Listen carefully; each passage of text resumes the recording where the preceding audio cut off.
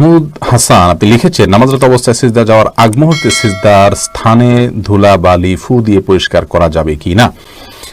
একান্ত প্রয়োজন না হলে এটি করবেন না, এবং এটি করতে গিয়ে অনেক সময় আমলে কাসির হয়ে যায়, অর্থাৎ আপনি এত বেশি ফু দিচ্ছেন। অনেককে দেখা যায় যে সিজদা যেতে গিয়ে এত বেশি ফুটা দিচ্ছেন আশেপাশে, তিনি আমলে কাসির করে ফেলছেন, অর্থাৎ তাকে একজন দর্শক দেখে নামাজে আসেন নাকি এমনিতে তিনি জায়গা পরিষ্কার করছেন এটা সন্দেহের মধ্যে পড়ে যায়।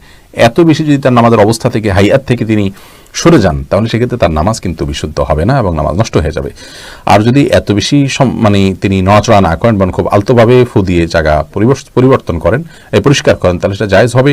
যদি এত ধুলাবালি হয় যে নিঃশ্বাসের সাথে তার নাকে ঢুকবে, তিনি ক্ষতিগ্রস্ত হবেন, অসুস্থ হবেন, এরকম আশঙ্কা থাকে, তাহলে এটি করা যেতে পারে। হাত দিয়ে একটু সরা দিলেন বা আপনি নাক দিয়ে ফু দিলেন, এটি জায়েজ আছে।